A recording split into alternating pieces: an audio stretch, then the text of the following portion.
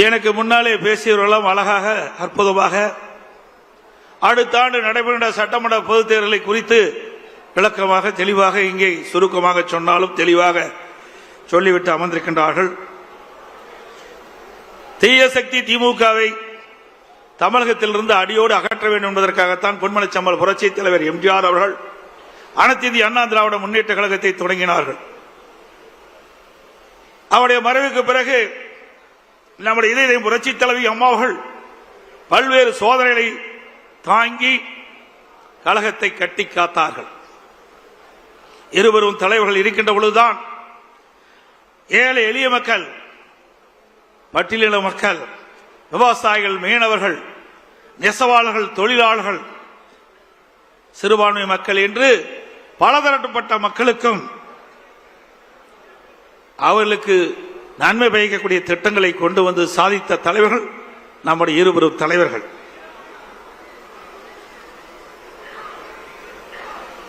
அவருடைய ஆட்சி காலத்தில் தான் மகளிர் மற்றும் இளைஞர்களுக்கு கல்வி, அறிவு, வேலை வாய்ப்பு, நல்வாழ்வு போன்ற அற்புதமான திட்டங்கள் கிடைக்கப்பட்டது. அமைதி, வளம், வளர்ச்சி என்ற அம்மாவின் கொள்கையே நமக்கு தாரக மந்திரமாக கொடுத்தவர் இதயம் புரட்சி தலைவி அம்மா அவர்கள். புரட்சி தலைவர், புரட்சி தலைவி அம்மா ஆகிய இருவரும் வகுத்து தந்த மனித நேயம், மக்கள் நலன், சகோதரத்துவம், சமத்துவம் ஆகியவற்றை எக்காலம் பேணி காப்பது நமது உயிர் மூச்சாக கொண்டிருப்பது அனைத்து இந்திய அண்ணா திராவிட முன்னேற்ற கழகம்.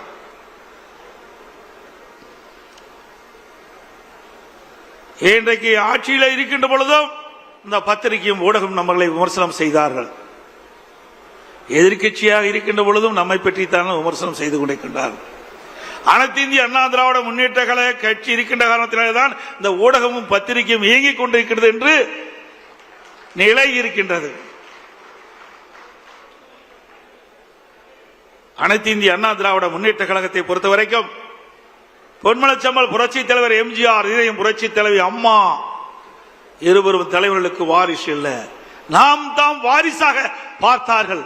நாட்டு மக்களைத்தான் வாரிசாக பார்த்தார்கள். அவளுக்கு என்ன செய்ய வேண்டும், எது செய்தால் நன்மை கிடைக்கும் என்று எண்ணி எண்ணி எண்ணற்ற திட்டங்களை வழங்கிய காரணத்தினால்தான் இன்றைக்கு அனைத்து இந்திய அண்ணா திராவிட முன்னேற்ற கழகத்தை எவராலும் தொட்டு பார்க்க முடியவில்லை. எனக்கு முன்னாலே தலைமை கழக நிர்வாகிகள் பேசியதை போல எவ்வளவு பிரச்சனை, சட்டமன்றத்திலே பெரும்பான்மையை நிரூபிக்கின்ற பொழுது இங்கே இருக்கின்ற மேடையிலே வீட்டிருக்கின்ற அமைச்சர் பெருமக்கள் அப்பொழுது அமைச்சராக இருந்தால் அந்த காட்சியெல்லாம் நாம் பார்த்தோம். அந்த தீர்மானம் நிறைவேற்றக்கூடாது என்பதற்கு நம்மோடு இருந்தவர்களே சில பேர் எதிரியோடு சேர்ந்து கைகோர்த்து ஒரு சோதனையை உருவாக்கினார்கள். சட்டமன்ற மாமன்றத்திலே சட்டப்பேரவை தலைவருடைய உத்தரவின் பேரிலே பெரும்பான்மை நிரூபிக்கின்ற தீர்மானத்தை கொண்டு வருகின்ற பொழுது இப்ப முதலமைச்சர் அன்றைக்கு எதிர்க்கட்சி தலைவராக இருந்தார். அவரும் அவரோடு சேர்ந்த சட்டமன்ற உறுப்பினர்களும் எப்படி நடந்து கொண்டார் என்பது தொலைக்காட்சியின் வாயிலாக நாம் அத்தனை பேரும் பார்த்தீர்கள். உங்களுடைய ஆதரவால் சட்டமன்ற உறுப்பினருடைய ஆதரவால் நான் முதலமைச்சராக தேர்ந்தெடுக்கப்பட்டு அந்த தீர்மானத்தை நிறைவேற்றுகின்ற நிலையிலே என் மீது என்னுடைய மேஜின் மீது ஏறி டான்ஸ் ஆடுறாங்க திமுக எம்எல்ஏ. இங்க இருக்கின்ற அமைச்சர்கள் முன்னரசில் இருக்கின்றார்களே, அமைச்சர்கள் மீது அமைச்சருடைய மேஜின் மீது ஏறி டான்ஸ் ஆடுறாங்க. சட்டப்பேரவை தலைவர் அவரை கீழே இழுத்து தள்ளி அவருடைய இருக்கையிலே அமர்கிறார்கள். அவருடைய மைக் உடைக்கப்படுகிறது. அப்படிப்பட்ட கொடுமையான நிகழ்ச்சி ஏற்படுத்தியவர் இன்றைய முதலமைச்சர் திரு ஸ்டாலின் அவர்கள். எண்ணி பாருங்கள், அதையெல்லாம் நாம் கடந்தோம், வெற்றி பெற்றோம். அது பொறுத்துக் கொள்ள முடியாமல் சட்டையை கிழித்துக் கொண்டு வீதியிலே தெரிந்தவர் தான் இன்றைய முதலமைச்சர் ஸ்டாலின் அவர்கள். ஸ்டாலின் அவர்களே, அன்றைக்கு நீங்கள் சட்டையை கிழித்துக் கொண்டுதான் வெளியே சென்றீர்கள். ஆனால் அடுத்த ஆண்டு நடைபெறுகின்ற சட்டமன்ற பொதுத் தேர்தலில் அனைத்து இந்திய அண்ணா திராவிட முன்னேற்ற கழக தலைமையிலே அமைக்கப்படுகின்ற கூட்டணி பெரும்பான்மையான இடங்களிலே வெற்றி பெற்று அனைத்து இந்திய அண்ணா திராவிட முன்னேற்ற கழகம் தனி பெரும்பான்மையோடு ஆட்சி அமைக்கும். அப்பொழுது எந்த நிலையில் இருப்பீர்கள் என்று தெரியவில்லை.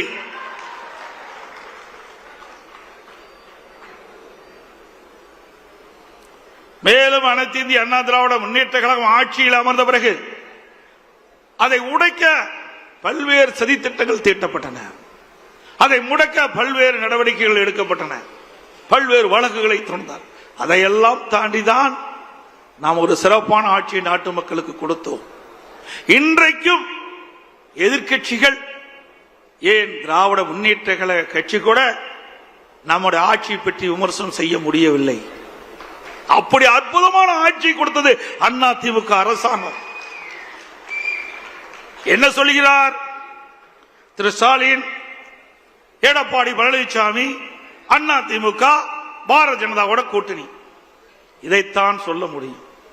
ஆட்சியில் ஏதாவது குறை இருக்கின்றதா சொல்லுங்கள், அதுக்கு பதில் சொல்ல நாங்கள் தயாராக இருக்கின்றோம். எந்தவித குறையும் சொல்ல முடியவில்லை. அப்படி ஒரு பொற்கால ஆட்சி கொடுத்தது அண்ணா திமுக அரசாங்கம். இங்கே வீட்டிருக்கின்றீர்களே, என் முன்னிலை அமர்ந்திருக்கின்றார்களே முன்னாள் அமைச்சர்கள், அவரெல்லாம் என்னோடு சிறப்பான முறையிலே பணியாற்றினார்கள். அதனால் ஒரு நல்ல ஆட்சியை நாட்டு மக்களுக்கு கொடுக்கப்பட்டோம், வழங்கினோம். அதே ஆட்சி மீண்டும் தமிழகத்தில் கொண்டு வருவதற்கு நீங்கள் அத்தனை பேரும் முழு ஒத்துழைப்பு நல்க வேண்டும். இந்த செயற்குழு பொதுக்குழு மேடையில வீட்டுகள் அத்தனை பேரும் நினைத்தால் நிச்சயம் அது நிறைவேறும். இங்கே வந்திருக்கின்ற தலைமை கழக நிர்வாகிகள், மாவட்ட செயலாளர்கள், ஒன்றிய செயலாளர், நகர செயலாளர், பேருக்குழு பகுதி செயலாளர், பொதுக்குழு உறுப்பினர்கள் அத்தனை பேரும் பல்வேறு தேர்தல்களை களம் கண்டவர்கள். நாடாளுமன்ற தேர்தலாலும் சரி, சட்டமன்ற தேர்தலாலும் சரி, உள்ளாட்சி தேர்தலாலும் சரி, அல்லது கூட்டுறவு சங்க தேர்தலாலும் சரி, அவ்வப்போது நடைபெறுகின்ற இடைத்தேர்தலாலும் சரி, அத்தனை தேர்தலிலும் களப்பணி ஆற்றி கழக நிறுத்தப்படுகின்ற வேட்பாளருக்கு வெற்றி பெற்ற நபர்கள் நீங்கள் அத்தனை பேர். அனுபவம் வாய்ந்தவர்கள், திறமையானவர்கள், எப்படி வாக்கு சேகரிக்க வேண்டும் என்று அரசியல் பாடம் கற்றவர்கள். ஆகவே அத்தனையும் உங்கள் மனதில் இருக்கின்ற, உங்களுடைய அனுபவத்தில் இருக்கின்ற அதை இந்த தேர்தலை பயன்படுத்துங்கள். நிச்சயமாக 100% வெற்றி பெறுவோம். மீண்டும் அதிமுக ஆட்சி தமிழகத்திலே மலரும். இது எந்த கொம்பனாலும் தடுக்க முடியாது. மரியாதைக்குரிய சகோதரர் சி வி சண்முகம் குறிப்பிட்டார், நாமும் தேர்தல் வகுப்பாளரை வைத்திருக்கிறோம். நம்முடைய கணக்கு நமக்கு தெரியும். அடுத்த ஆண்டு நடைபெற்ற சட்டமன்ற பொதுத் தேர்தலில் அனைத்து இந்திய அண்ணா திராவிட முன்னேற்ற கழகம் கூட்டணி 210 இடங்களிலே வெல்லும்.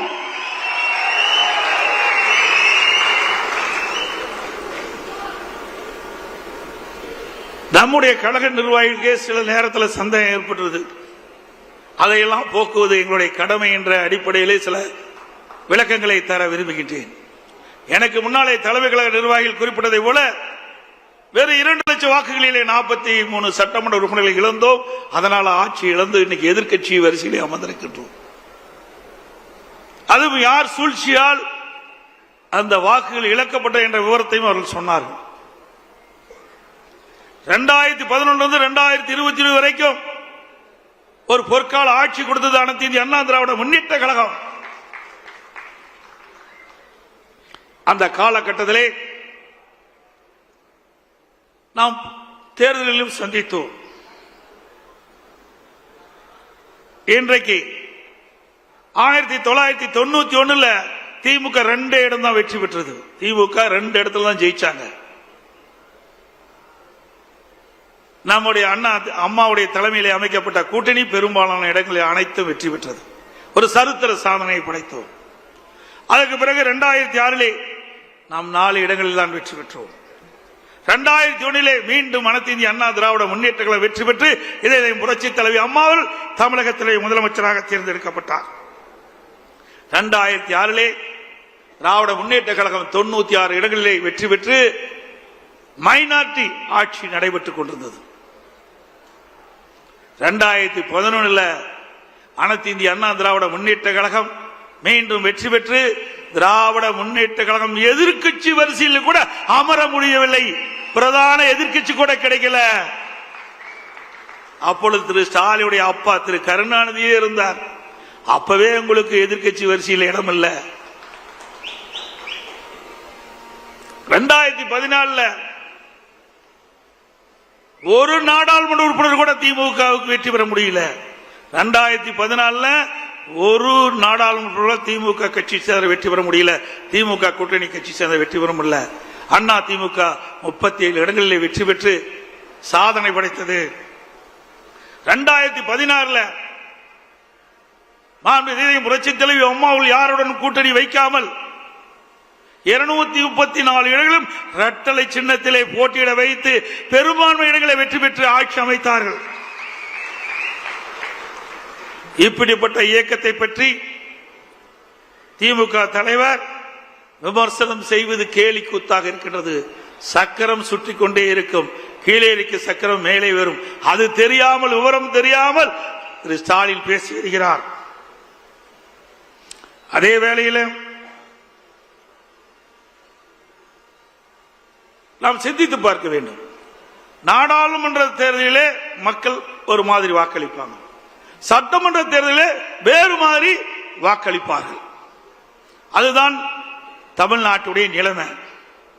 2019 நாடாளுமன்ற தேர்தல் நடைபெற்றது. அப்பொழுது 39 நாடாளுமன்றத்தில் 234 சட்டமன்ற தொகுதி இருந்தது. அதுல 2 தொகுதியில் தான் நாம் வெற்றி பெற்றோம். அப்பொழுது இடைத்தேர்தல் நடந்தது. 22 சட்டமன்ற தேர்தலில் 9 தேர்தல் நாம் வெற்றி பெற்றோம்.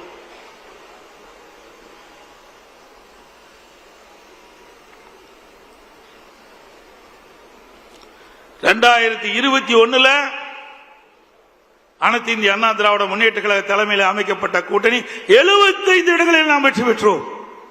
2019 நாடாளுமன்ற தேர்தலில் 2 இடங்கள் வெற்றி பெற்ற அண்ணா திமுக கூட்டணி ஒரு இடத்துல தான் எம்பியில் நாம் வெற்றி பெற்றோம் 2019. ஆனா எம்எல்ஏ தொகுதியில் வரும்போது 2 இடத்துல வெற்றி பெற்றோம். அதே 2021 75 இடங்களில் வெற்றி பெற்றோம். அதே போல 2019 நாடாளுமன்ற தேர்தல் அப்ப திராவிட முன்னேற்ற கழகத்தை சேர்ந்தவர்கள் அந்த சட்டமன்ற இடைத்தேர்தலில் போட்டியிட்டாங்க. அண்ணா திமுக எதிர்த்து அண்ணா திமுக 2 தான் 22 சட்டமன்ற இடைத்தேர்தல் நாம் போட்டியிட்டோம். அதுல 9 எம்எல்ஏ நாம ஜெயிச்சோம். அப்ப நிலக்கோட்டை சட்டமன்ற தொகுதி நாடாளுமன்றத்தில் திமுக சுமார் 39,000 வாக்குகளை வெற்றி பெறாங்க. அதே நிலக்கோட்டை சட்டமன்ற தொகுதியில் அண்ணா திமுக 25,000 வாக்குகளை வெற்றி பெற்றோம். ஒரே நேரத்தில் தேர்தல் நடைபெறுகிறது. நாடாளுமன்றத்தில் திமுக போட்டியிடுறது, சட்டமன்றத்திலையும் திமுக போட்டியிடுது. ஆனால் நாடாளுமன்றத்தில் அதிக வாக்கு வாங்குறாங்க, சட்டமன்றத்தில் அண்ணா திமுக அதிகமாக வாக்குது. இப்படி 9 சட்டமன்ற இடைத்தேர்தலிலும் அண்ணா திமுக வீழ்த்தியது. அந்த 9 சட்டமன்ற தொகுதியிலும் நாடாளுமன்ற தொகுதியை பொறுத்த வரைக்கும் அவர்கள் அதிகமாக வாங்கினாங்க. இதுதான் நிலைமை. அது மட்டுமல்ல, 2024 சட்டமன்ற நாடாளுமன்ற தேர்தல் நடைபெற்றது. அதுல 39 தொகுதி திமுக தான் வெற்றி பெற்றாங்க. அந்த 234 சட்டமன்ற தொகுதியில அண்ணா திமுக கூட்டணி அந்த எம்எல்ஏ தொகுதி 234 சட்டமன்ற தொகுதி 39 நாடாளுமன்றத்தில் வருது. 10 இடங்கள் நாம் வெற்றி பெற்றோம். இன்றைக்கு பாரதிய ஜனதா அண்ணா திமுக கூட்டணி அமைச்சிருக்குது. 2024 நாடாளுமன்ற தேர்தலில் அண்ணா திமுக கூட்டணி வாங்கின வாக்கு, திமுக பாரதிய ஜனதா கூட்டணி வாங்கின வாக்கு ரெண்டையும் சேர்த்துனா 41.33%. அண்ணா திமுக வாங்கின வாக்கு நாடாளுமன்றத்தில் 23.5%. பாரதிய ஜனதா நாடாளுமன்றத்திலே வாங்கின வாக்கு இரண்டையும் சேர்த்தா 41.33%. அப்போ இந்த 234 சட்டமன்ற தொகுதி 39 நாடாளுமன்றத்தில் இருக்குது. இதுல அந்த 41.33% வாக்குல பார்த்தா 84 சட்டமன்ற தொகுதி வெற்றி பெறுகிற வாய்ப்பு இருக்குது. அதிகமா வாங்கி இருக்கிறோம். 84 சட்டமன்ற தொகுதியில அதிகமான வாக்குகளை பெற்றுக்கிறோம். 15 சட்டமன்ற தொகுதியில 1% வாக்கு தான் குறைவு. 18 சட்டமன்ற தொகுதியில 1-2% வாக்கு தான் குறைவுபட்டிருக்குது.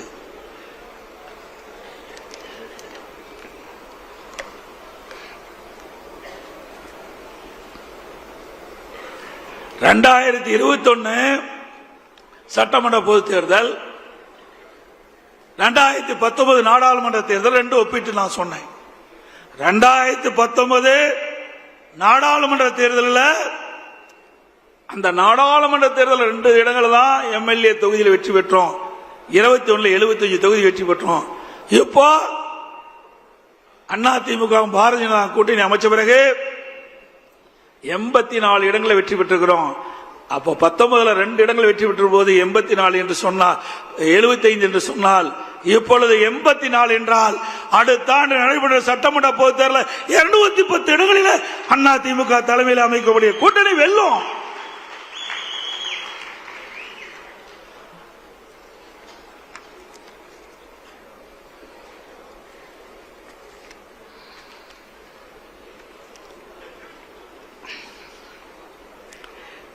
இந்த நம்முடைய தீர்மானத்தில் கூட அதை கொண்டாந்துருக்கிறோம். திமுக கவர்ச்சிகரமா 2021 சட்டமன்ற பொதுத் தேர்தலில் சுமார் 525 அறிவிப்புகளை வெளியிட்டாங்க. நிறைவேற்ற முடியாத அறிவிப்புகளை வெளியிட்டு மக்களை ஏமாற்றி கொள்ளைப்புறத்தின் வழியாக ஆட்சிக்கு வந்த பிறகு சுமார் 4% அந்த அறிவிப்பை கூட நிறைவேற்ற முடியாத ஒரு சூழ்நிலை.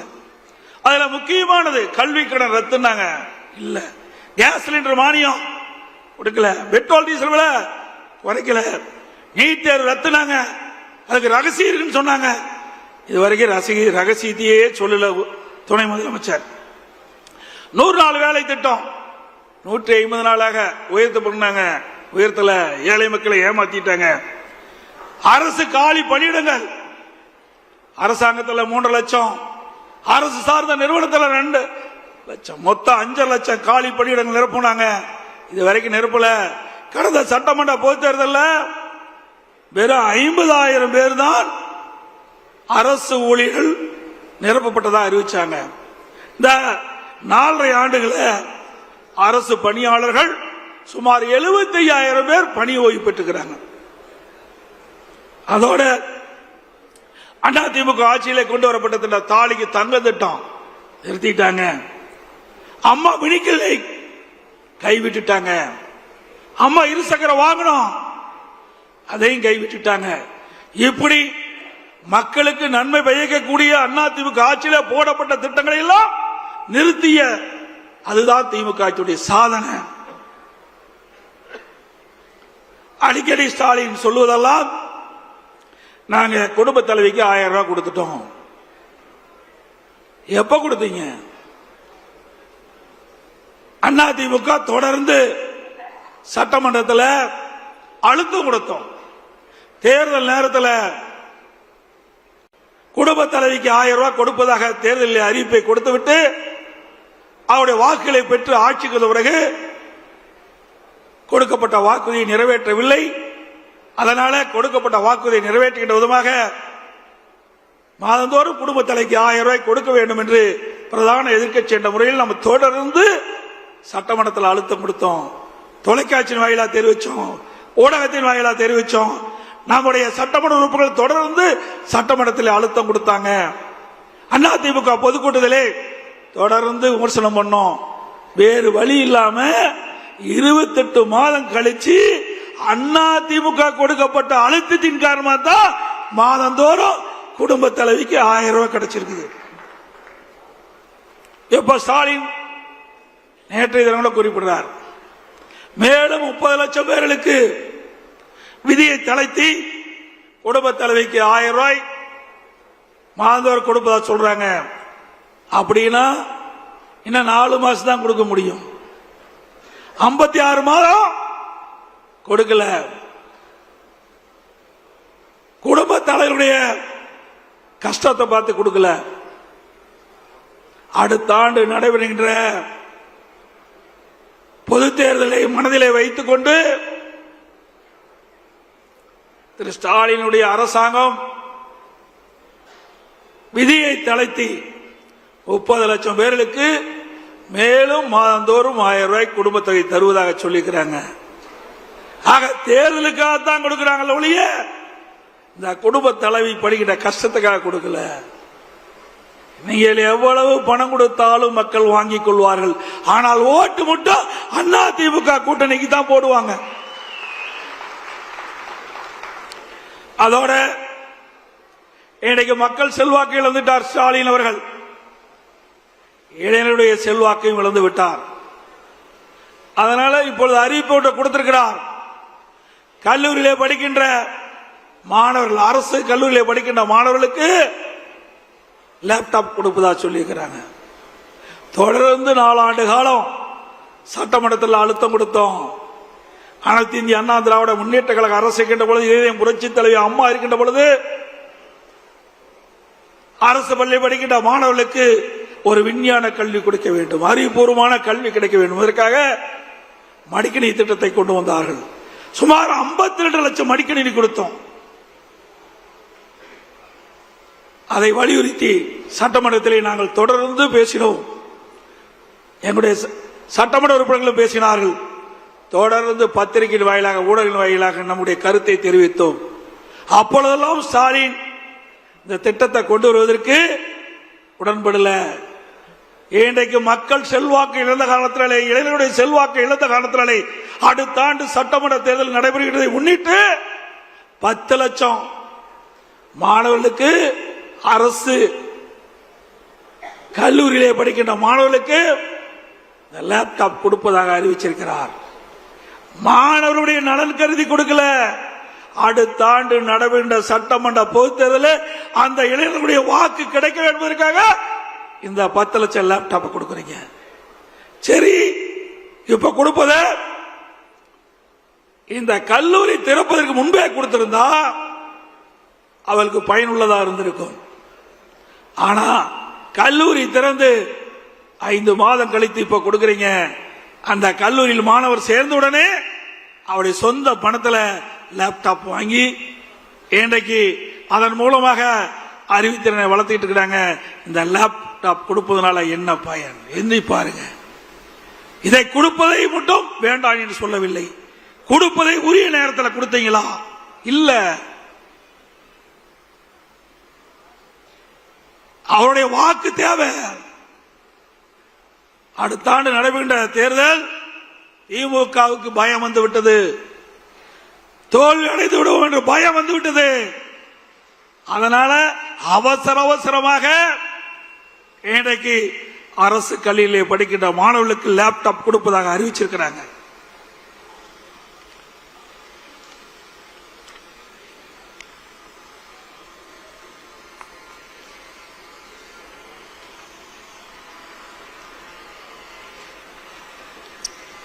திராவிட முன்னேற்ற கழகம் ஆட்சிக்கு வந்த பிறகு விவசாயிகளை போராட்டம் நடத்தினால் அவளை குண்டர் சட்டத்திலே கைது செய்கிறார்.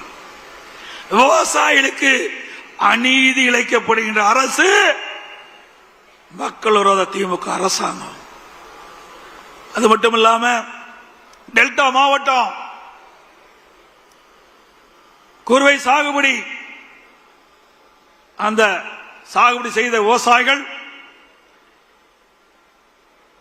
அந்த விளைந்த நெல்லை அறுவடை செய்து மூட்டை பிடித்து கொள்முதல் நிலையத்துக்கு கொண்டு சென்றால் அந்த கொள்முதல் நிலையத்திலே விவசாயியுடைய நெல்லை கொள்முதல் செய்யாத காரணத்தினாலே தொடர் மழையின் காரணமாக 15 நாட்கள் நெல் கொள்முதல் நிலையத்தை மூடிய காரணத்தினால் விவசாயிகள் கொண்டு வந்த நெல் சாலை ஓரத்தில் குவியலாக குவித்து வைத்திருந்தார்கள். கொள்முதல் நிலையத்திற்கு முன்பாக நெல் மணிகளை குவித்து வைத்திருந்தார்கள்.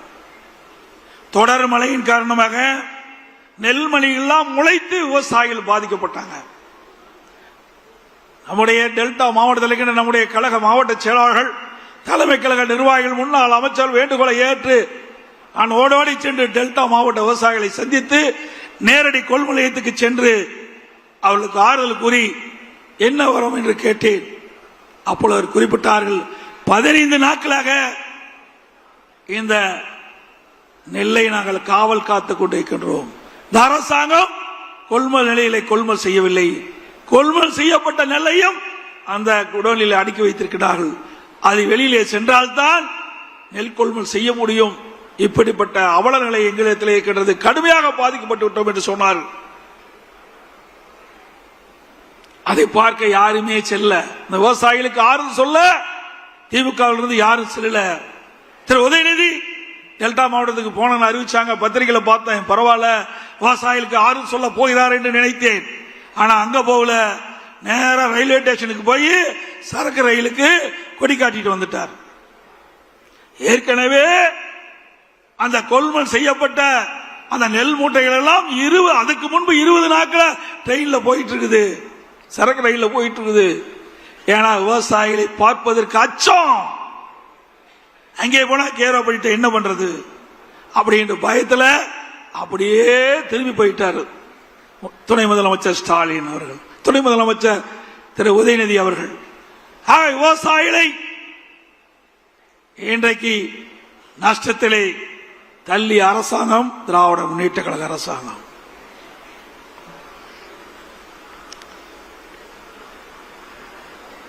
அதே போல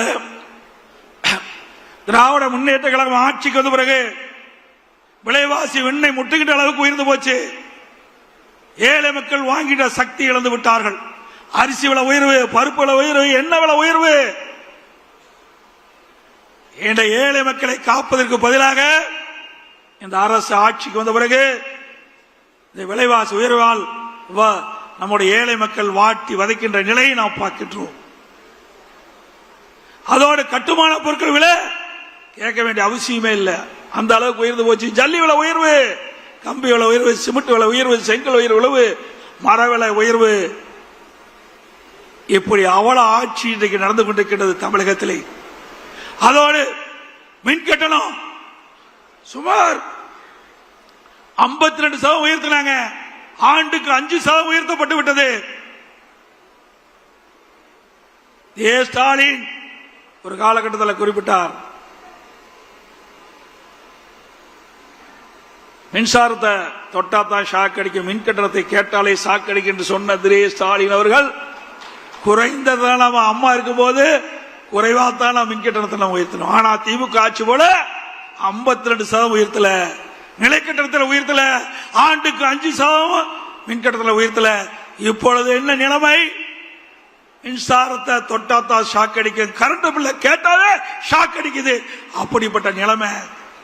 வீட்டு வரி 100% உயர்ந்து போச்சு, கடவரி 150% உயர்ந்து போச்சு, குடி வரி உயர்வு, குப்பை வரி உயர்வு. இப்படி வரி மேல் வரி போட்டு மக்களை வாட்டி வதைக்கின்ற அரசாங்கம் திமுக அரசாங்கம். இதே அண்ணா திமுக ஆட்சியில ஒப்பிட்டு பாருங்கள், மின் கட்டணம் எவ்வளவு குறைவு, வீட்டு வரி எவ்வளவு குறைவு, கடை வரி எவ்வளவு குறைவு. ஆக மக்களுக்கு நன்மை கிடைத்தது அண்ணா திமுக ஆட்சியிலே. இன்றைக்கு திராவிட முன்னேற்ற கழக ஆட்சியிலே வரி மேல் வரி போட்டு மக்களை உறிஞ்சுகின்ற, ரத்தத்தை உறிஞ்சுகின்ற நிலைதான் இன்றைய நிலை என்பதை நாம் எண்ணி பார்க்க வேண்டும்.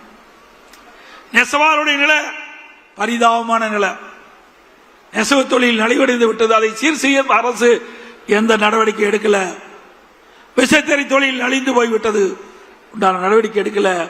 அதில் இருக்கின்ற தொழிலாளர்கள் வேலையில்லாத காரணத்தினாலே வறுமையில் வாடி அவருடைய உடல் உறுப்புகளை விற்கின்ற அவல நிலைக்கு இந்த ஆட்சியிலே போய்விட்டது.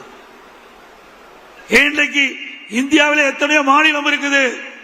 தமிழகத்தில் ஆட்சி செய்கின்ற இந்த ஸ்டாலின் மாடல் அரசாங்கத்திலே உடல் உறுப்பை விற்று வாழ்க்கை நடத்தக்கூடிய ஒரு துர்பாகிய நிலை இந்த ஆட்சியிலே தான் பார்க்கப்படுகிறது. ஒரு திமுக சட்டமன்ற உறுப்பினர் அவருடைய மருத்துவமனையிலே இந்த வறுமையில் வாடுகின்ற தொழிலாளிகளுடைய உடல் உறுப்பு கிட்னியை முறைகேடாக பெற்று அந்த முறைகேடு விசாரித்தது இதே திராவிட முன்னேற்ற கழக ஆட்சி. அவர் மீது இது எந்த நடவடிக்கை எடுக்கல. ஆனா அதிமுக ஆட்சிக்கு வந்த பிறகு இந்த கிட்னி முறைகேட்டில் ஈடுபட்டவர்கள் மீது சட்டப்பூர்வமாக நடவடிக்கை எடுக்கப்படும். இந்த ஆட்சியில உடல் உறுப்பை கூட விட்டு வைக்கல. அப்படி மோசமான ஆட்சி இன்றைக்கு தமிழகத்திலே நடைபெற்றுக் கொண்டிருக்கின்றது.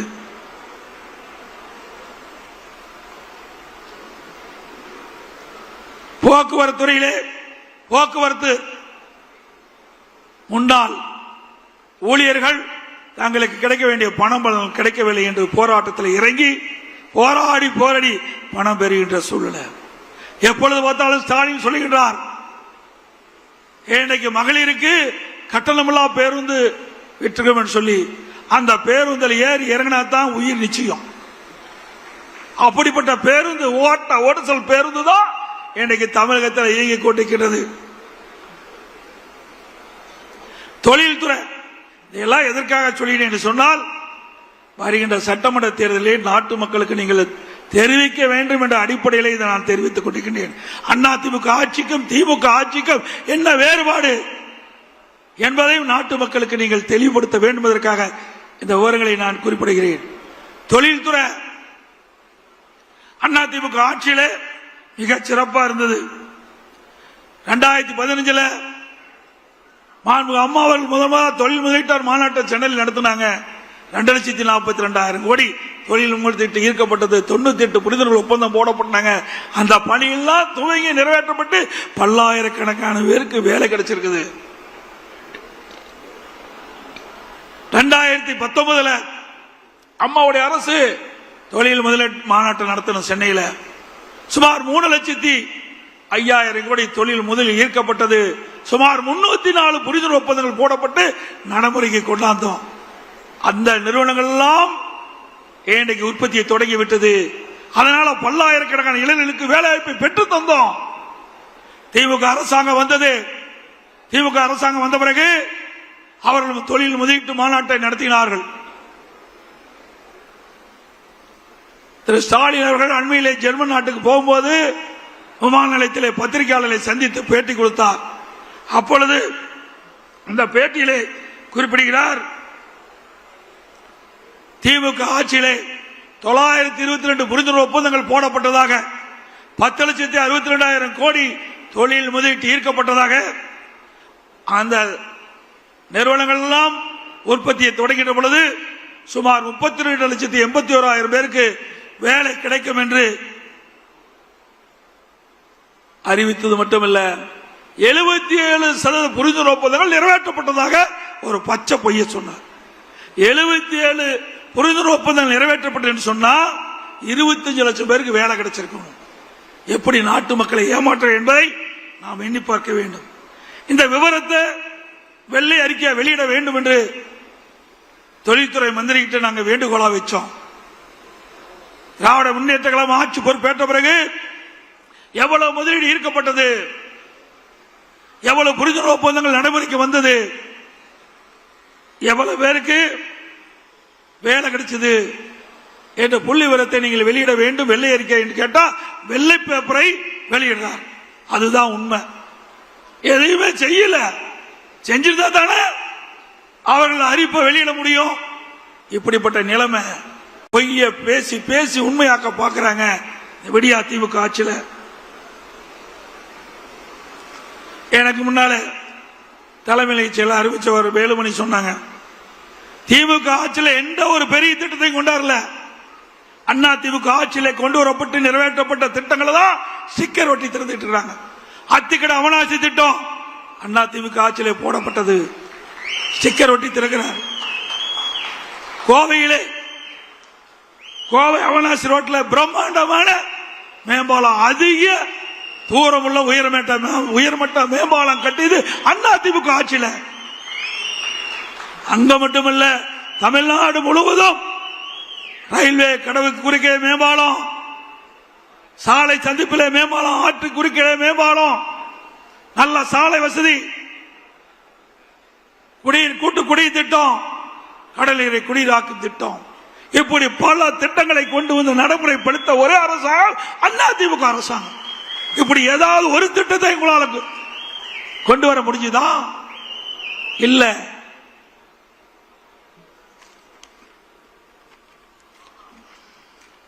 அதோட கடலை பத்தி சொன்னாங்க. அதிமுக ஆட்சி இருக்கின்ற பொழுது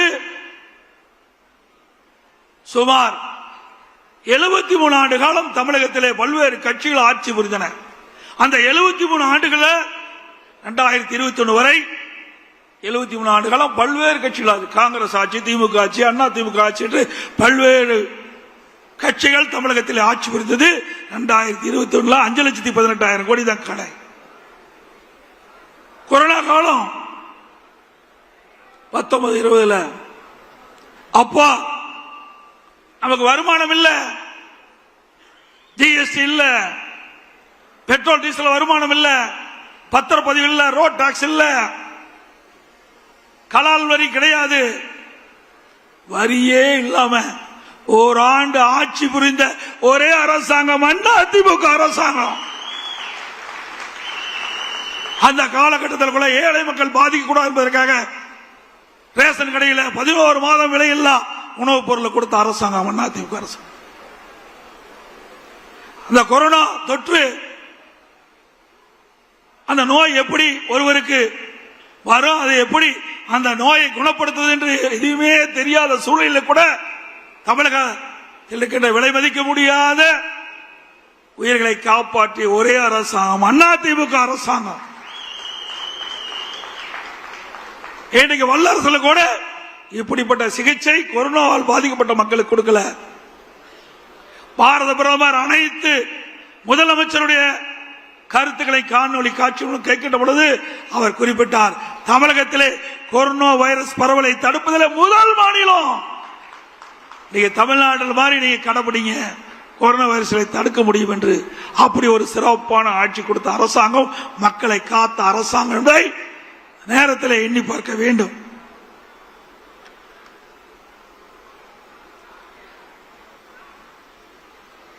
இன்றைக்கு தொலைக்காட்சி நாம பார்த்தாவே கொலை, கொள்ளை, திருட்டு, வழிப்பறிவு, பாலியல் கொடுமை தான் தினந்தோறும் வர செய்தியா இருக்குது. அப்பெல்லாம் பாத்தீங்களா தங்க என்ன விலை, வெள்ளி என்ன விலையெல்லாம் வரும். இப்ப கொலை நிலவரம் என்ன நிலவரம் வந்துகிட்டு இருக்குது. அப்படிப்பட்ட அவல ஆட்சி தமிழகத்தில் நடைபெற்றுக் கொண்டிருக்கிறது.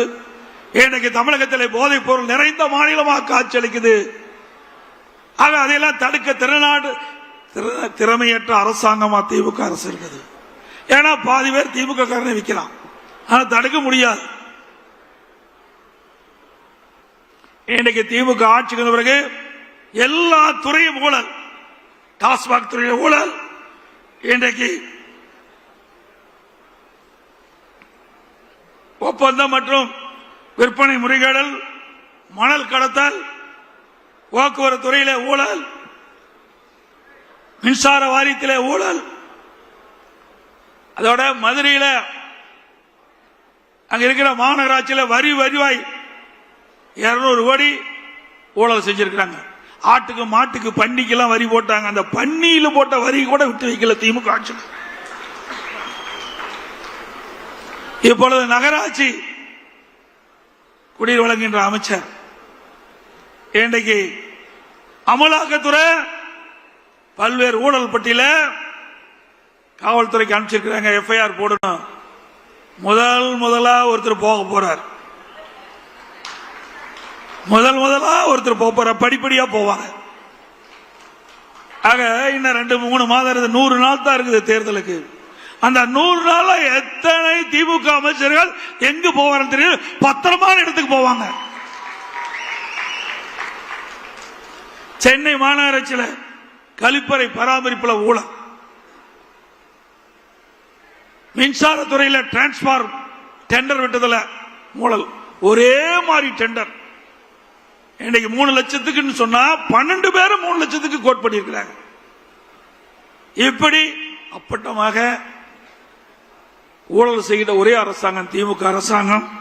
பத்திரப்பதிவு உங்களுக்கு எல்லாத்துக்கும் தெரியும், இப்படி இந்தியாவிலேயே பிரிச்சு பிரிச்சு பார்த்து பத்திரவு பதிவு செஞ்சு அதில் ஊழலிலே திளைக்கின்ற ஒரே அரசாங்கம் திமுக அரசாங்கம்.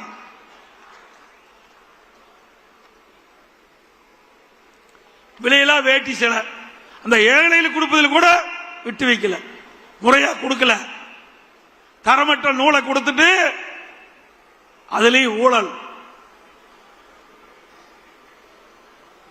அப்புறம் தமிழ்நாடு குடில் வரிகால் வாரியம், அதுல பராமரிப்பு பணி ஆண்டுக்கு ஒரு முறை டெண்டர் விடுவாங்க. இப்ப திமுக அரசாங்கம் அடுத்த முறை ஆட்சிக்கு வர முடியாதுன்னு தெரிஞ்சுக்கிட்டாங்க. 3 ஆண்டுக்கு ஒரு முறை டெண்டர் விடுவதாக கமிஷன் பெறுவதற்கு இப்பொழுது தயாராகிட்டாங்க. எப்பொழுது பார்த்தாலும் அண்ணா திமுக முன்னாள் அமைச்சர் மீது வழக்கு போட்டிருக்கிறாங்க அப்படின்னு சொல்லிட்டு இருந்தாங்க. இப்ப திமுக அமைச்சர் மீது எத்தனை பேர் மீது வழக்கு, இன்னும் எத்தனை பேர் மீது வழக்கு வர இருக்கிறது என்பதை எண்ணி பார்க்க வேண்டும். பொன்முடி அவரது மனைவி சொத்து குவிப்பு வழக்கு, செந்தில் பாலாஜி வெளியிலே வர முடியாது, அந்த அளவுக்கு வலிமையான வழக்கு இருக்குது. துரைமுருகன் அண்ணன் மணல் ஊழல்ல மாட்டிக்கிட்டு விதி விளங்கி இருக்கிறார். KN நேரு நகராட்சி நிர்வாக பணி, அந்த நிர்வாக பணி, அந்த பணிக்கு ஆள் எடுப்பதில் ஊழல், டெண்டர் ஊழல். அனிதா ராதாகிருஷ்ணன் அவர்கள் சொத்து குவிப்பு வழக்கு. திரு ஏவே வேலு அவர் மேலேயும் ஊழல் வருதா, ஊழல் வழக்கு இருப்பதா சொல்றாங்க. திரு ஐ பெரியசாமி அவர்கள் வீட்டு வசதி வாரிய நில மோசடி. திரு தங்கம் தென்னரசு சொத்து குவிப்பு வழக்கு. திரு KKS ராமச்சந்திரன் சொத்து குவிப்பு வழக்கு. திரு ரகுபதி சிறைத்துறையில் உணவு வழங்குதல் ஊழல் மற்றும் சிறை வாடல் இடமாற்றம் ஊழல். திரு ராஜா கண்ணப்பன் போக்குவரத்து துணை போக்குவரத்து ஆணை உள்ளது 35 லட்சம் பறிமுதல் செய்தி வெளிவந்துள்ளது. திரு சக்கரபாணி பொங்கலுக்கு பொங்கல் தோப்பு கொடுத்தார்ல, அவர் வெள்ளம் கொடுத்தது மறக்கவே முடியாது. தைப்பொங்கல் வந்தா அந்த வெள்ளம் ஞாபகம் தான் மக்களுக்கு வரும். ஒழுகுற வெள்ளத்தை கொடுத்த ஆசாமி தான் திரு சக்கரபாணி அவர்கள். அதே போல சிவசங்கர் அவர்கள். இப்படி பல பேர் ஊழல் பட்டியலில் இடம் பெற்றுக்கிறீங்க. எங்களை பார்த்தா ஊழலை பத்தி பேசுறீங்க. திமுக ஆட்சியுடைய நிலையே கலெக்ஷன், கமிஷன், கரப்ஷன். இதுதான் தாரக மந்திரம். இதெல்லாம் பட்டியல் இருக்குது. இவரெல்லாம் தேர்தல் நேரத்தில் எங்க இருப்பான்னு தெரியாது. வெளியில் இருப்பது எனக்கு தெரியல. ஏன்னா நடவடிக்கை தொடங்கிட்டாங்க. பத்திரமா இருக்க வேண்டிய இடத்துல இருப்பாங்க. திரு பள்ளிவேல் தியாகராஜன் நிதி அமைச்சராக இருக்கும்போது ஒரு ஆடியோவில் ஒரு செய்தி வெளியிட்டார். திரு உதயநிதி அவர்களும் திரு சபரீஷ் அவர்களும் 30,000 கோடி கையில் வைத்துக் கொண்டு என்ன செய்வது என்று தெரியாமல் திகைத்துக் கொண்டிருப்பதாக ஒரு செய்தி எல்லா வலைதளம் பார்த்திருப்பீங்க. 30,000 கோடி கொள்ளையடிச்சிருக்காங்கன்னா எத்தனை டிபார்ட்மெண்ட்ல எவ்வளவு கொள்ளையடிச்சிருப்பாங்க. இதையெல்லாம் அண்ணா திமுக ஆட்சிக்கு பிறகு தோண்டி எடுத்து சட்டப்பூர்வ நடவடிக்கை எடுக்கப்படும். திமுக பொறுத்த வரைக்கும் அந்த காலத்திலிருந்து இந்த காலம் வரை திமுக ஊழல் திமுக அதுதான் நிலை. எப்பொழுது திமுக வந்தாலும் ஊழல் தொடர்ந்து வரும். இதுதான் தமிழ்நாட்டுடைய நிலைப்பாடு.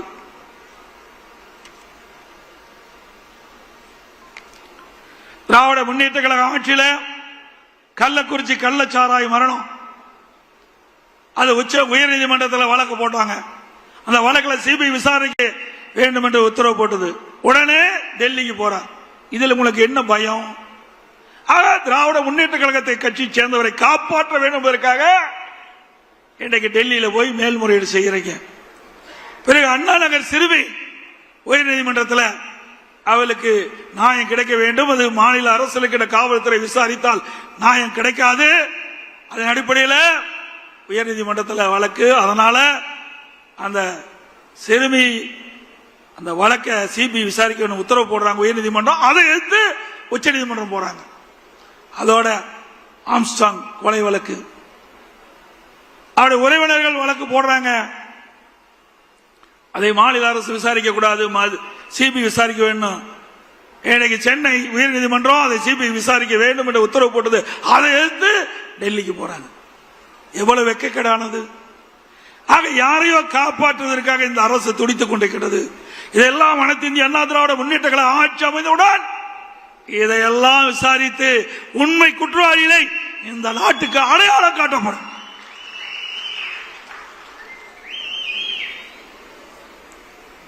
இதுல எனக்கு முன்னால சொன்னாங்க எஸ்ஐஆர்.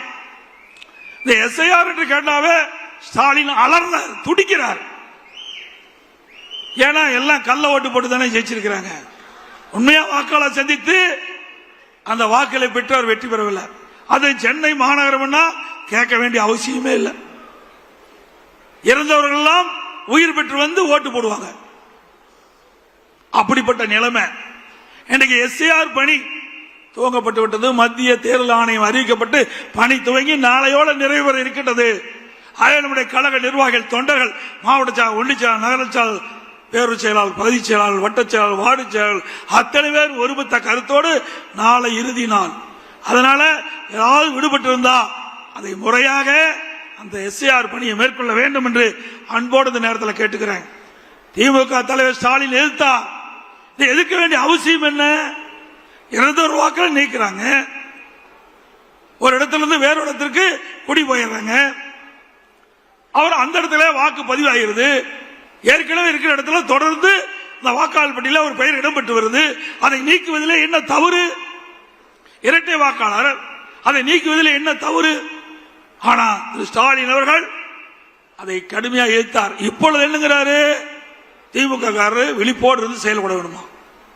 ஒரு பக்கம் எதிர்க்கிறாங்க, ஒரு பக்கம் செயல காட்டுறாங்க.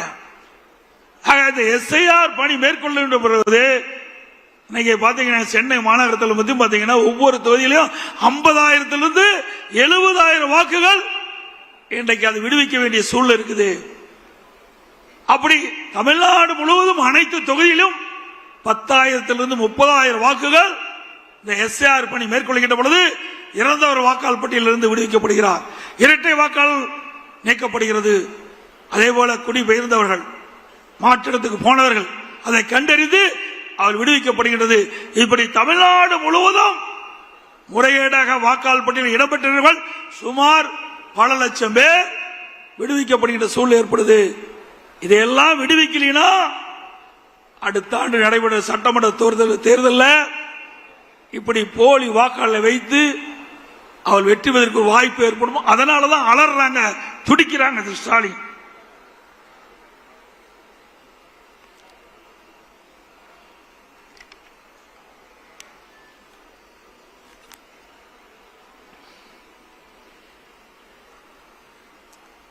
எப்பொழுது பார்த்தாலும் ஸ்டாலின் சொல்லிக்கொண்டே இருப்பது அதிமுக பாரதிய ஜனதாவுடைய அடிமை. அதிமுக எப்பொழுதும் யாருக்கும் அடிமை இல்லை என்பதை பல முறை சுட்டிக்காட்டிவிட்டோம்.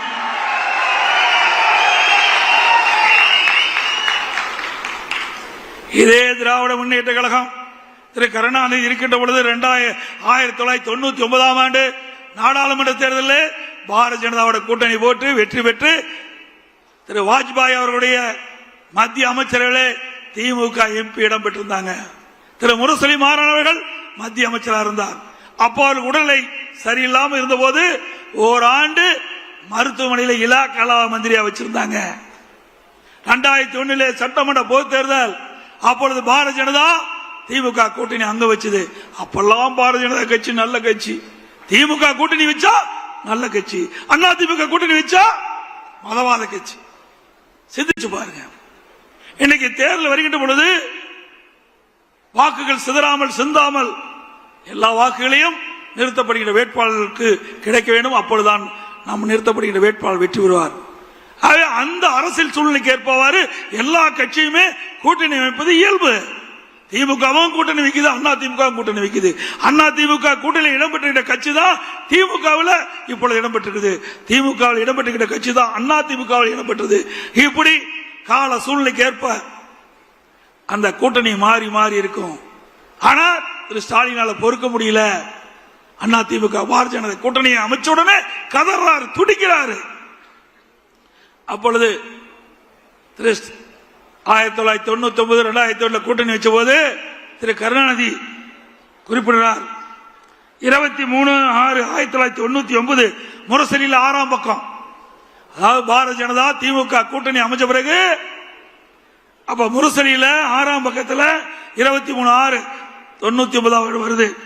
சிறுபான்மை மக்களிடம் பாஜக பற்றி ஒரு சந்தேகத்தை ஒரு சிலர் உருவாக்கி வைத்திருக்கின்றார்கள் என்பது உண்மைதான். பொய்யான பிரச்சாரம் செய்கிறார்கள். அதற்கு ஈடு கொடுத்து விட்டு அதை முறியடிக்க வேண்டிய பொறுப்பு இளைஞர்களாகிய உங்களுக்கு இருக்குன்னு சொல்றார். யாரு? கருணாநிதி சொல்றார். அப்ப பாரதிய ஜனதா கட்சி நல்ல கட்சின்னு தலைவரை குறிப்பிடாரு. ஏன் நாங்க கூட்டணி வச்சா தவறா பேசுறீங்க? இதை நாங்க சொல்லல. திராவிட முன்னேற்ற கழக தலைவர் திரு கருணாநிதி அவர்கள் அவருடைய கட்சி பத்திரிகை முரசொலியில 23/6/99 அன்று வந்த செய்தி.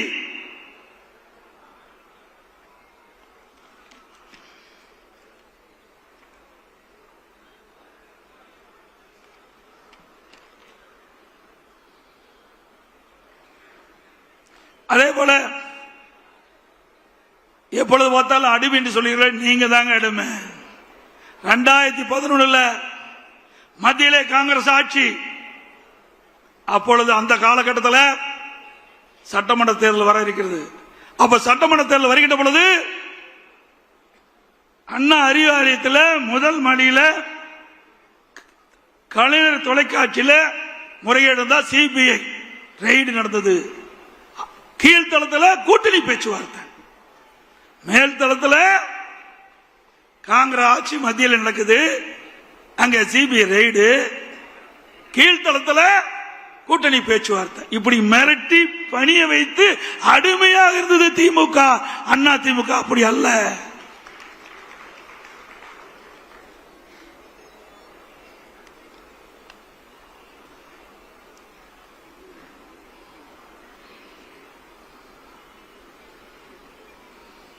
அதே போல வேண்டுமென்றே திட்டமிட்டு நம்முடைய நிர்வாகி மீது வழக்கு போடுவது. சிந்திச்சு பாருங்க. இந்த 4ஆம் தேதி திரு ஸ்டாலின் அவர்கள் 2011 கொளத்தூர் சட்டமன்ற தேர்தலில் போட்டியிடுறார். அந்த தேர்தலில் முறைகேடு நடந்ததாக அப்போ போட்டியிட்ட அனைத்து இந்திய அண்ணா திராவிட முன்னேற்ற வேட்பாளர் வழக்கு தொடர்றார். அந்த வழக்கின் அடிப்படையில் உச்சநீதிமன்றத்திலே வழக்கு தொடர்ந்து நடந்துகிட்டு இருக்குது. அதை பற்றி ஒரு பத்திரிகையாவது ஒரு ஊடகமாவது வெளியிட்டாங்களா? சிந்திச்சு பாருங்க. அண்ணா திமுக பற்றி நேற்றைய தினம் நேற்றைக்கு முன்தினம் பத்திரிகையில் போடுறீங்க. ஆனா ஒரு நாட்டுடைய முதலமைச்சர் 2011 சட்டமன்ற தேர்தலில் கொளத்தூர் தொழிலே போட்டியிட்ட அவரை பற்றி விசாரணை வருகின்ற பொழுது எந்த ஊடகம் எந்த பத்திரிகையும் வெளிப்படுத்தல. 2 மணி நேரம் வாதம் நடந்திருக்குது. மீண்டும் நாளை தினம் 11ஆம் தேதி வர இருக்கிறதாக கேள்விப்பட்டேன். ஆக ஊடகங்களும் பத்திரிகைகளும் தர்மத்தை நீங்கள் நாட வேண்டும். பத்திரிகை என்பது ஒரு நடுநிலையா இருக்க வேண்டும் என்று திட்டமிட்டு அண்ணா திமுகவை அவதூறு செய்தியை வெளியிடுவதை நிறுத்திவிடுங்கள். ஏன் மிரட்டுறாங்களா? பயமா இருக்க மாட்டேங்குது பத்திரிகை ஊடகத்துக்கும். ஏன்னா திரு சவுக்கு சங்கர் வீட்டில் மலத்தையும் அங்க இருக்கிற சாக்கடை தண்ணி ஊத்திட்டாங்களே, அதுபோல இந்த ஊடக நிறுவனத்தினுடைய பொறுப்பாளர்கள் மீதும் பத்திரிகை நடத்துகின்ற உரிமையாளர்கள் வீட்டிலையும் ஏதாவது மலத்தையும் ஏதாவது சாக்கடை தண்ணி ஊத்திடுவான்னு பயமோ என்னமோ. 4ஆம் தேதி உச்ச நீதிமன்றத்தில் வழக்கு நடக்குது. அந்த வழக்கை பற்றி எந்த ஊடகமாவது எந்த பத்திரிகையாவது செய்தி வெளியிட்டீங்களா? சிந்திச்சு பாருங்க. எங்கள் மீது எவ்வளவு வழக்கு போட்டீங்க, உங்கள மீது வழக்கு வந்து விட்டதா? சந்திங்க.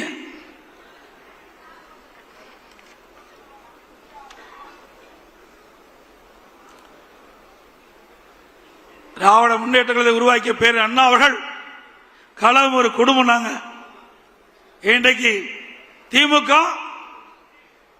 கருணாநிதி குடும்பம் மாறி போச்சு. திமுக கருணாநிதி குடும்பம் ஆச்சு. அது கருணாநிதியுடைய திமுக ஜனநாயக முறையில் கட்சியில் அது ஒரு கார்பரேட் கம்பெனி ஆகிவிட்டது. நீங்க பாத்தீங்கன்னா திரு கருணாநிதி முதலமைச்சர் இருந்தாரு, அதுக்கு பிறகு ஸ்டாலின் முதலமைச்சர். இப்ப உதயநிதி கொண்டு வருவதற்கு துடிச்சிட்டு இருக்காரு. ஒருபோதும் நடக்காது. ஸ்டாலின் அவர்களே ஒருபோதும் நடக்காது. அவர் எம்எல்ஏ ஆக்குனீங்க, அப்புறம் மந்திரி ஆக்குனீங்க, துணை முதலமைச்சர் ஆக்கிறீங்க. அந்த உழைத்தவர்கள் எல்லாம் ஓரம் கட்டப்பட்டிருக்கிறார்கள். துரைமுருகன் அவர்கள் இப்பொழுது இருக்கின்ற சட்டமன்ற உறுப்பினர்களே அதிக நாள் சட்டமன்ற உறுப்பினர் இருந்தவர் அண்ணன் துரைமுருகன் அவர்கள். எமர்ஜென்சின்னு எப்ப பார்த்தாலும் ஸ்டாலின் பேசிட்டு இருப்பார். விசா சட்டத்தில் நாங்கள் சிறை சென்றோம் சொன்னார். அப்பொழுதும் துரைமுருகன் அவர்களும் எமர்ஜென்சியில பாதிக்கப்பட்டவர் தான். அப்படிப்பட்டவர்களுக்கு உங்களால் துணை முதலமைச்சர் கொடுக்க முடியல. திரு கருணாநிதி குடும்பத்தில் இருந்தவர்கள், திரு ஸ்டாலின் குடும்பத்தில் இருந்தவர்களுக்கு தான் ஆட்சியிலும் பங்கு, அதிகாரத்திலும் பங்கு. அப்படிப்பட்ட நிலைமை தான் திமுக இருக்குது. அனைத்து இந்திய அண்ணா திராவிட முன்னேற்ற கழகத்தில் அப்படி இல்ல. ஜனநாயகம் உள்ள ஒரு இயக்கம். யார் வேண்டாலும் உழைத்தால், கட்சிக்கு விசுவாசமா இருந்தால் உச்சபட்ச பதவிக்கு வர முடியும்.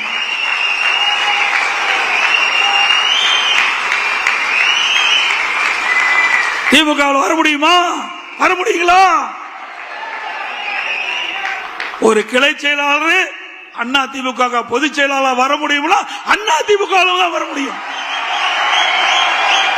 ஒரு கிளை செயலாளர் எம்எல்ஏ ஆக முடியும், எம்பி ஆக முடியும், அமைச்சர் ஆக முடியும், முதலமைச்சரே ஆக முடியும் அண்ணா திமுக தான்.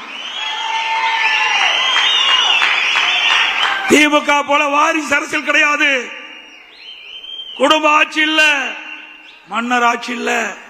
அண்ணா திமுக ஒரு ஜனநாயகம் உள்ள ஒரு கட்சி. ஏழைகளுக்கும் இடம் உண்டு, உழைப்பவர்களுக்கும் இடம் உண்டு. அவர்களும் எம்எல்ஏ ஆவார்கள். கள்ளக்குறிச்சி சட்டமன்ற உறுப்பினர் என்ன மிட்டாமிராஸ் தாரா? பவானி சாகர் சட்டமன்ற உறுப்பினர் மிட்டாமிராஸ் தாரா? சாதாரண குடும்பத்தை சேர்ந்தவர், ஏழை குடும்பத்தை சேர்ந்தவர். அப்படிப்பட்டவர்களை எல்லாம் அண்ணா திமுகவிலே வேட்பாளர் நிறுத்தப்பட்டு வெற்றி பெற்று அழகு பார்க்கின்ற கட்சி அண்ணா திமுக கட்சி. அதே போல அடுத்த ஆண்டு நடைபெற்ற சட்டமன்ற பொதுத் தேர்தலிலே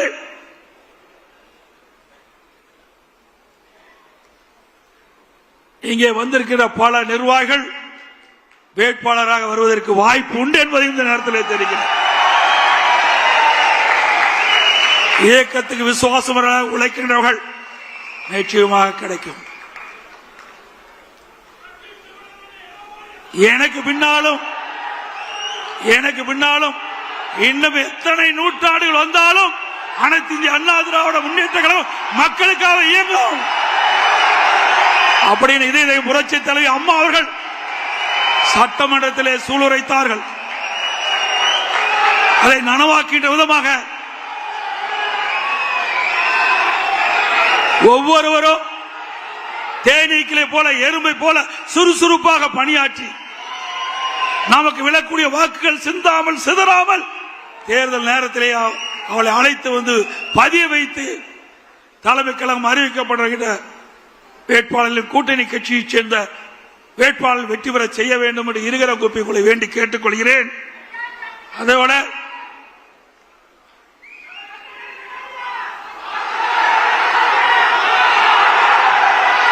அதே போல மாண்புமிகு புரட்சி தலைவி அம்மா இருக்கின்ற பொழுது இன்றைக்கு ஏழை எளிய மக்களுக்கு தை பிறந்தால் வழிபிறக்கும். தை பண்டிகையின் போது அவர்களுக்கு பொங்கல் தொகுப்பு கொடுக்கப்படும் என்று அறிவிப்பை கொடுத்து அந்த தை பொங்கல் என்று ஏழை வீட்டிலையும் தை பொங்கல் பொங்குகின்ற ஒரு சூழலை உருவாக்கி தந்தவர் நம்முடைய இதய புரட்சி தலைவி அம்மா. அந்த வழியிலே வந்த அம்மாவுடைய அரசு தை பொங்கல் என்று எல்லா இல்லங்களிலும் மகிழ்ச்சியோடு தை பண்டிகையை கொண்டாட என்பதற்காக எல்லா குடும்பத்தையும் 2500 ரூபாய் கொடுத்த அரசாங்கம் அண்ணா திமுக அரசாங்கம். அப்பொழுது திரு ஸ்டாலின் அவர்கள் எதிர்க்கட்சி தலைவராக இருந்தார். அப்பொழுது குறிப்பிட்டார், ஏன் முதலமைச்சர் எடப்பாடி பழனிசாமி குடும்பத்தைக்கு 5000 ரூபாய் கொடுக்கலாம்,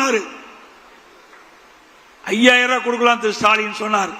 திரு ஸ்டாலின் அவர்களே, நாங்கள் வேண்டுகோளாக வைக்கிறோம், தை பிறந்தால் வழிபிறக்கும் தமிழனுடைய திருநாள் தை திருநாள்.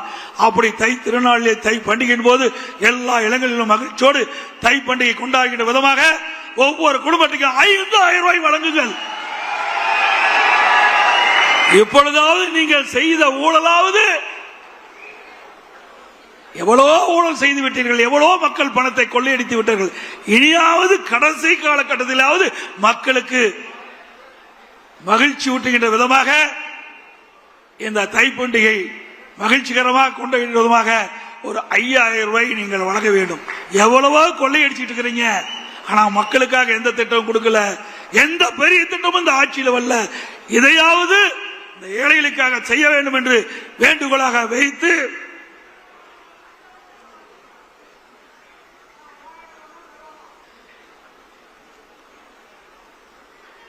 அது மட்டுமல்ல, நான் முன்கூட்டியே எனக்கு முன்னாலே தலைமை கழக நிர்வாகிகள் குறிப்பிட்டதை போல நான் முன்கூட்டியே தமிழகத்தில் பல்வேறு மாவட்டங்களில் எழுச்சி பயணத்தை மேற்கொண்டோம். அந்த எழுச்சி பயணத்தின் போது நம்முடைய மாவட்ட செயலாளர், தலைமை கழக நிர்வாகிகள், வருகை வந்திருக்கின்ற ஒன்றிய செயலாளர், நகர செயலாளர், பேருக்கழக செயலாளர், பகுதி செயலாளர் அத்தனை பேர் ஒருமித்த கருத்தோடு மிக சிறப்பாக எழுச்சியாக அந்த எழுச்சி பயண கூட்டத்தை நடத்தினீர்கள். மக்களை காப்போம், தமிழகத்தை மீட்போம் என்று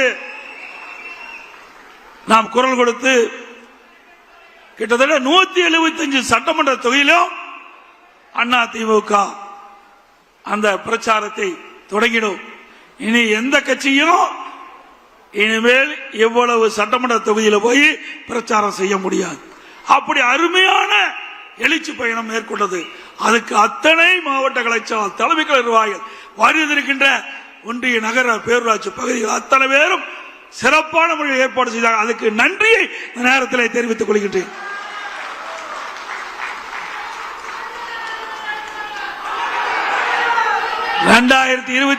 ஆண்டு நடைபெற்ற சட்டமன்ற பொதுத் தேர்தலிலே நல்ல கூட்டணி அமையும், கவலைப்படாதீங்க.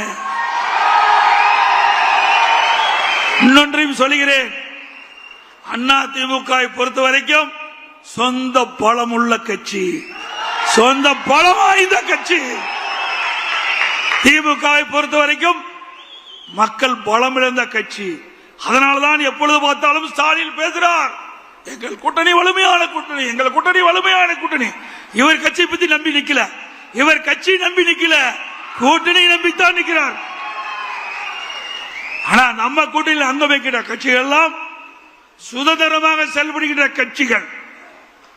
தேர்தல் நேரத்தில் நம்ம கூட்டணி வைப்போம். எப்பொழுதும் 2019 சரி, 2021 சரி, 2024, 2019 நாடாளுமன்ற தேர்தல், 2021 சட்டமன்ற தேர்தல், 2024 நாடாளுமன்ற தேர்தல், எல்லா தேர்தலுமே தேர்தல் அறிவிப்புக்கு முன்பு ஒரு மாதத்துக்கு முன்புதான் கூட்டணி பேச்சுவார்த்தை நடத்தி நாம் கூட்டணி அமைச்சோம். அதே போல் இப்பொழுதும் தேர்தலுக்கு முன்பு அற்புதமான கூட்டணி அமைக்கப்படும். நம்முடைய கூட்டணி பெரும்பான்மையான இடங்களிலே வெற்றி பெறும், சந்தேகமே வேண்டாம். உங்களுக்கு எல்லாம் சந்தேகத்தை போக்கின்ற அளவுக்கு நான் விளக்கம் கொடுத்திருக்கின்றேன். அதோட அடுத்த ஆண்டு 2026 ஆண்டு நடைபெற்ற சட்டமன்ற பொதுத் தேர்தலில் அதிமுக தலைமை தான் நம்முடைய கூட்டணிக்கு தலைமை தாங்கும். அதிமுக தான் ஆட்சி அமைக்கும், அதிமுக தான் தனி பெரும்பான்மையோடு ஆட்சி அமைக்கும்.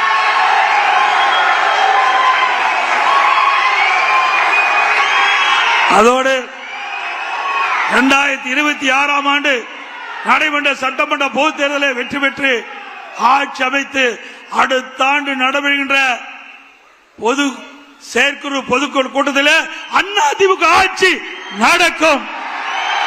அது எந்த கொம்பனாலும் தடுத்து நிறுத்த முடியாது. இன்னைக்கு மக்கள் விடியா திமுக ஆட்சியை வீட்டுக்கு அனுப்ப முற்பட்டு விட்டார்கள். மக்கள் ஒரு ஆட்சி அகற்றப்பட வேண்டும் என்று மக்கள் கொதித்து எழுப்பிவிட்டார்கள். எப்பொழுது தேர்தல் வரும் என்று காத்துக் கொண்டிருக்கின்றார்கள். தேர்தல் வந்தால் திராவிட முன்னேற்ற கழகம் கூட்டணி தோல்வி பெறும், அதிமுக தலைமையில் அமைக்கிற கூட்டணி வெற்றி பெறும், அதிமுக ஆட்சி அமைக்கும் என்று சொல்லி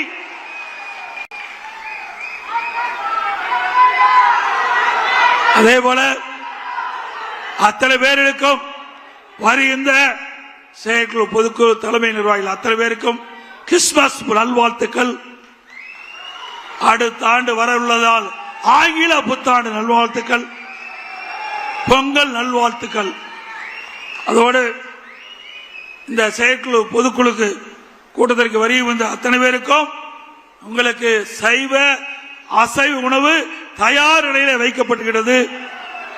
நீங்கள் அனைவரும் உணவு அறிந்துவிட்டு பத்திரமாக வாகனத்தில் வீடு போய் சேர வேண்டும் என்று அன்போடு இந்த நேரத்தில் கேட்டு